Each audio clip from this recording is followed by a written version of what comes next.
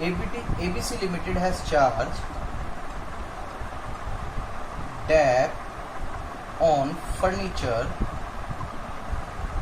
by 10% and value of furniture is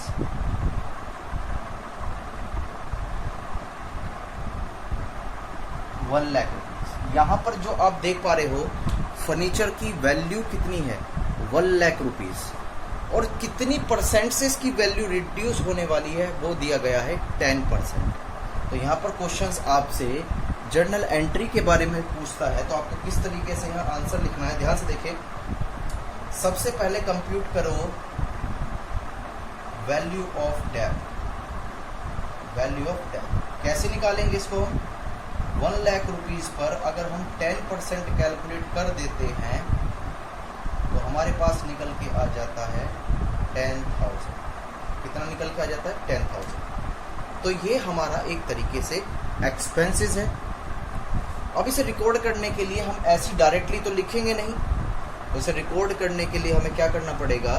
ध्यान से, मैंने आपको बताया था कि डेप हमारे लिए जस्ट लाइक एक तरह से खर्चा है, और ये हर साल होने वाला खर्चा है जब तक वैल्यू कम नहीं हो जाती किसी एसेट्स की। यानी कि जब तक एसेट्स को यूज़ कर रहे हैं तो उसे यूज़ करने की वजह से डेप चार्ज होती रहेगी, और ये एक तरह से आपका खर्चा होता रहेगा। तो ये आपका खर्चा है, तो इस वजह से इस खर्चे को हम डेबिट में लिख देते हैं, डेप अकाउंट डेबिट। कितनी अमाउंट से? 10,000। ठीक है ये बात है। लेकिन सबसे बड़ा क्वेश्चन, सर इसमें क्या कैश जाती है? बेटा मुझे बताओ, जब किसी फिक्स एसेट्स को हम यूज करते हैं, यूज करने की वजह से उसकी एसेट्स की वैल्यू कम हो जाती है, तो क्या हमने कोई पैसे दिए? नहीं सर, वो तो वैल्यू कम हो रही है। तो इसलिए इसको बोला जाता है नॉन कैश एक्सपेंसेस। क्या बोला जाता है बेटा इसको?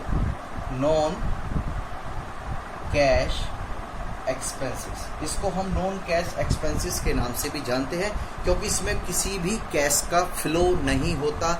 इसमें हम, ये एक ऐसा खर्चा है जिसको हम एज्यूम करते हैं ये एक्सपेंसेस है, लेकिन इसमें हम कोई पेमेंट नहीं करते। और सारे जो खर्चे होते हैं लगभग वो ज़्यादातर ऐसे ही होते हैं जिसमें हमें पेमेंट करनी होती है। ठीक है, ये तो एक वैल्यू का रिडक्शन है, इस वजह से इसको नॉन कैश एक्सपेंसेस बोला जाता है। क्लियर है? लेकिन बात आएगी कि सर डेबिट में जब कैश ही नहीं आएगा, क्योंकि आपने बता दिया नॉन कैश, इसमें तो कोई फ्लो ही नहीं होती कैश की, तो क्या होगा? बेटा ध्यान से, यहाँ पर फर्नीचर की वैल्यू क्या हो रही है? कम हो रही है। क्या हो रही है? कम हो रही है। हाँ जी सर, ये बात तो समझ में आती है। तो ध्यान से रियल अकाउंट्स को याद करो, वो क्या कहता था? अगर आपकी एसेट्स इंक्रीज हो रही है यानी कि, तो वो डेबिट हो रही है, और डिक्रीज यानी कि कम जा रही है, कम हो रही है, तो क्या करोगे? क्रेडिट। तो सीधी सी बात यही है कि यहाँ पर आप फर्नीचर को क्रेडिट कर दोगे। क्यों क्रेडिट कर दोगे? क्योंकि आपकी फर्नीचर की वैल्यू क्या हो गई? कम हो गई। क्या हो गई? कम। मैं उम्मीद करता हूँ कि ये आपको जर्नल एंट्री समझ में आई होगी। नहीं आती तो प्लीज़ मुझे कमेंट्स करें। ठीक है, इसके बाद मैं आपको कुछ और बात बताने वाला हूँ, वो बातें भी हमें सीखनी होंगी। आज हम एक बात करने वाले हैं डिस्काउंट की। डिस्काउंट जानते हो बेटा? हाँ सर जानते हैं डिस्काउंट। चलो कोई बात नहीं। तो आप जो डिस्काउंट हमें पढ़ने वाले हैं, 2 तरह की डिस्काउंट्स होती है। एक तो बोला जाता है ट्रेड डिस्काउंट। क्या बोला जाता है? Trade discount. व्यापार की जो छूट होती है, जो MRP पे दी जाती है। किस पे? On MRP। MRP का मतलब समझते हो? Maximum retail price. ठीक है, ये आपकी किसी भी प्रोडक्ट पर आपको दिख सकती है MRP लिखी हुई। ठीक। एक होती है आपकी कैश डिस्काउंट। कौन सी डिस्काउंट होती है? Cash discount. ये होती है at the time make payment, यानी कि जिस समय पेमेंट कर रहे हो या अमाउंट रिसीव। भाई एक सीधी सी बात है, ये बात समझ में आती है। तो यहाँ पर जो डिस्काउंट है उसको 2 तरीके से यहाँ पर हमने डिवाइड किया है। जो ये डिस्काउंट है, अगर हम किसी को डिस्काउंट देते हैं तो बेटा उसे डिस्काउंट अलाउड बोलते हैं। क्या बोलते हैं? Discount allowed. और यदि हम रिसीव कर रहे हैं रिसीव कैसे करेंगे सर? बेटा आपने किसी से प्रोडक्ट परचेज करा, क्या करा? प्रोडक्ट परचेज करा, ठीक है सर, कर दिया। तो मुझे एक बात बताओ, जब आप परचेज कर रहे हो, उधार परचेज करके लाए, ठीक है, तो बाद में उसकी पेमेंट तो करोगे? हाँ बेटा पेमेंट करेंगे। तो जब आप उसकी पेमेंट करोगे तो आपने कहा उसको देने थे 1000 रुपीज़, लेकिन आपने कहा मेरे पास तो 900 रुपीज़ है। तो उसने क्या काम करा, कहा कि ठीक है आप 900 दे दो और फुल सेटलमेंट, कुछ उधार ना रहा। तो यहाँ पर इस केस में हमें डिस्काउंट रिसीव हो जाती है। तो अगर आप डिस्काउंट दे रहे हो, गिवन है या रिसीव्ड है, अगर देते हो तो बेटा इसे बोलते हैं हम डिस्काउंट अलाउड। क्या बोलते हैं उसको? Discount allowed. ये हमारा ट्रीट किया जाता है एज ए एक्सपेंसेस, क्योंकि हम डिस्काउंट दे रहे हैं, क्योंकि हम डिस्काउंट दे रहे हैं, इस वजह से ये ट्रीट किया जाता है एज ए एक्सपेंसेस। अगर डिस्काउंट रिसीव हो रही है, यानी कि रिसीव ही है, तो ये बोली जाती है डिस्काउंट रिसीव, और ये ट्रीट करी जाती है एज ए इनकम। क्या ट्रीट करी जाती है? As a income. ये बात समझ में आ रही होगी? वेरी गुड, ठीक है। लेकिन ध्यान से, जो मैं इसमें समझाना चाहता हूँ, बेटा ध्यान से सुनो, ट्रेड जो डिस्काउंट होती है ये एमआरपी पे दी जाती है। किस पर दी जाती है? एमआरपी पर। इस वजह से इसकी अकाउंट्स में कोई भी जर्नल एंट्रीज नहीं होती। क्यों? क्योंकि ट्रेड डिस्काउंट जो आप दे रहे हो बिजनेस को चलाने के लिए दे रहे हो। मतलब एक एग्जांपल सुनो, जैसे सपोज करो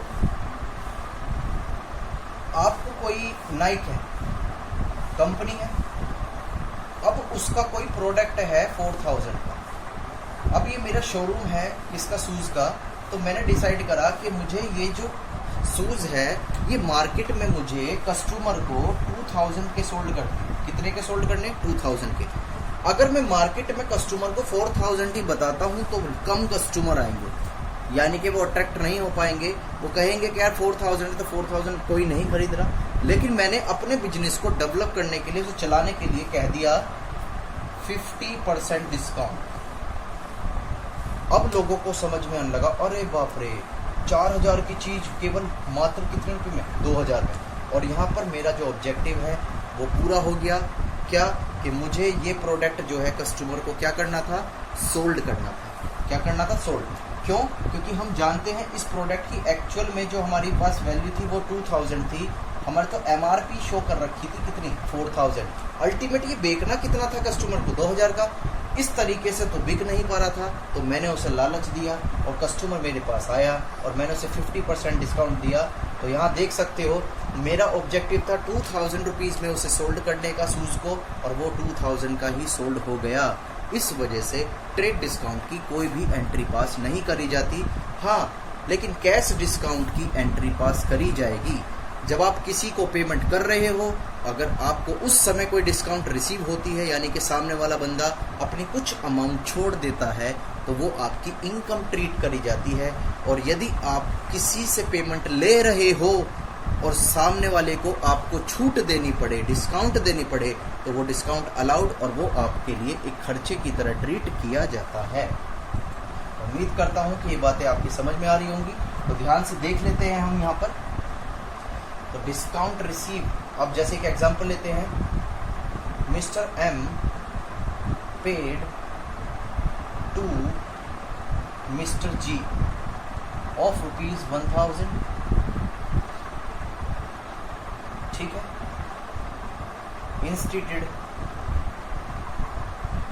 ऑफ अमाउंट 1200। ध्यान से, ये कह रहा है मिस्टर एम जो है वो मिस्टर जी को पेड कर रहे हैं अमाउंट कितनी? 1000 रुपीज। ठीक है, लेकिन कितनी अमाउंट देनी थी? 200। मिस्टर एम को जी को कितनी अमाउंट पे करनी थी? 1200, लेकिन दी कितनी है? केवल 1000। तो बेटा 200 रुपये की जो डिस्काउंट आपको मिली है वो इनकम है। और नॉमिनल अकाउंट के रूल्स कहते हैं जितने भी इनकम है उनको आप कहाँ लिखें? क्रेडिट में। इस वजह से डिस्काउंट रिसीव्ड को हम लिख देंगे यहाँ क्रेडिट। कितनी? 200। ये बात समझ में आई? ठीक है, ये बात समझ में आ रही होगी, क्लियर है। और सीधी सी एक बात है, जब हमने मिस्टर जी को पेमेंट कर दी, क्या कर दी? पेमेंट कर दी, तो हमारे पास एक तरीके से क्या आया? हमारे पास जी का नाम आया। पर बेटा ये सही कंसेप्ट नहीं है, मैं आगे बताऊंगा इसके बारे में। यहाँ पर लाइबिलिटीज़ आपकी कम हो रही है, इस वजह से डेबिट करिए, बट कोई बात नहीं, हम सीखेंगे। अभी फ़िलहाल के लिए यही सीख लेते हैं कि हमने जिसे पेमेंट करी उसका नाम आया, तो हमने यहाँ पर लिख दिया कितना, उसका अकाउंट कितना था। यहाँ पर हम देख सकते हैं 1200 रुपीज़ का, कितना 1200। और बेटा आपने उसकी जो पेमेंट करी है तो आपके पास से कैश चला गया है, और जब कैश गया तो उसको भी हमने क्या कर दिया, क्रेडिट। कितना हो गया, 1000 रुपीज़। तो आप चेक कर पा रहे होंगे जो क्रेडिट साइड है और डेबिट साइड जो है वो सेम आ रही है। क्या आ रही है, सेम। ये अकाउंट्स का बहुत बड़ी एक अच्छी बात है, जिसे डबल एंट्री सिस्टम कहा जाता है, कि डेबिट और क्रेडिट ऑलवेज क्या होगी, सेम रही होगी। अगर आपकी वो सेम नहीं आ रही है तो समझ जाना कि आप जो है क्वेश्चंस कुछ गलत कर रहे हो। ये तो थी आपकी डिस्काउंट रिसीव की। अगर हम डिस्काउंट पेड की, यानी कि हमने किसी को डिस्काउंट दी है, क्या करी है, डिस्काउंट दी है, तो ध्यान से, तो जब हुआ क्या, ये कंपनी है, मैंने इसको गुड सोल्ड किया था 1200 रुपीज़ का, ये मिस्टर बी है और ये मिस्टर ए है। इससे अमाउंट रिसीव्ड हो गई मुझे 1000 रुपीज़। तो बेटा मैं इसे क्या दे रहा हूँ, डिस्काउंट दे रहा हूँ। क्या दे रहा हूँ, डिस्काउंट। ये ट्रेड डिस्काउंट इस वजह से नहीं हो सकती क्योंकि ये at the time of payment की बात हो रही है यहाँ पर। तो ध्यान से, मेरे पास क्या आया, सर आपके पास तो या तो चेक आएगा या कैश आएगा। तो बेटा हमने उसको क्या कर दिया, डेबिट कर दिया। लेकिन ध्यान से, मैंने बेटा डिस्काउंट भी तो दी है। हाँ सर डिस्काउंट दी है, तो ध्यान से वो मेरे लिए खर्चा है, तो सारे खर्चे डेबिट लिखे जाते हैं, इस वजह से मैंने डिस्काउंट को डेबिट में यहाँ पर शो कर दिया। और हमारे पास से किसका नाम चला गया, मिस्टर बी का नाम चला गया, जिसको 1200 से हमने यहाँ पर उसका अकाउंट्स क्लोज कर दिया। ये उम्मीद करता हूँ कि ये पॉइंट्स आपको समझ में आए होंगे। Please keep watching my videos and thank you for watching my video. नई क्लास में न्यू कंसेप्ट के साथ आपको हम मिलेंगे। इसके लिए बाय एंड टेक केयर।